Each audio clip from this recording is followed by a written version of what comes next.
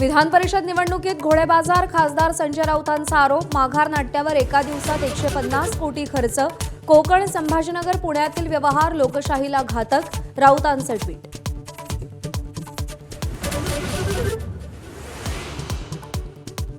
आपण यापुढे मुख्यमंत्री देवेंद्र फडणवीसांचं ऐकणार। भाजप प्रवेशाच्या चर्चांवर बाळ मानेंचं सूचक वक्तव्य।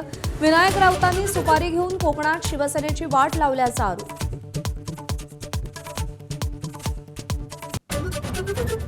नाशिकमध्ये बिनविरोध निवडणुकीचे महायुतीचे प्रयत्न अयशस्वी। महायुतीचे नरेंद्र दराडे विरुद्ध अपक्ष गोकुळ गीतेंमध्ये लढत, तर तोडगा काढण्यासाठी गिरीश महाजन, उदय सामंत नाशिकमध्ये।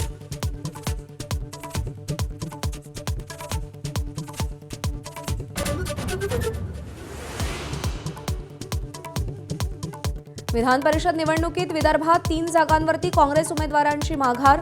भंडाऱ्यात दिलीप बनसोड, चंद्रपुरात शैलेशकुमार अग्रवाल आणि यवतमाळमध्ये साहेबराव कांबळेंनी माघार घेतल्यानं पक्षाची कोंडी, तर अद्याप माघार घेणाऱ्यांवर कोणतीही कारवाई नाही। नवनीत राणांनी सुनेत्रा पवारांची भेट घेतली, पार्थ पवारांचीही भेट घेतली, तर काल मुख्यमंत्री फडणवीसांशीही चर्चा। राष्ट्रवादीच्या कोट्यातील राज्यसभेची उमेदवारी मिळवण्याचा प्रयत्न सुरू असल्याची माहिती।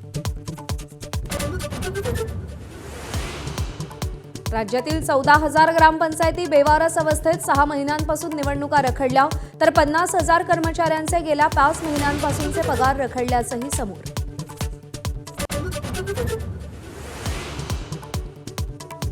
मुंबईकरांवर पाणी संकट, धरणांमध्ये फक्त 40 दिवसांचा साठा शिल्लक। 7 धरणातील उपयुक्त जलसाठा 14%वर। पावसाचं आगमन लांबल्यास पाणी टंचाईची चिंता।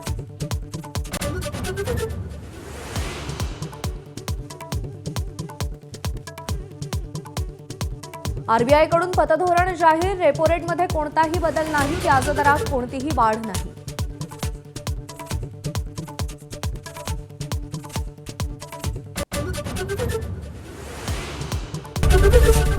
एबीपी माझा, उघडा डोळे बघा नीट।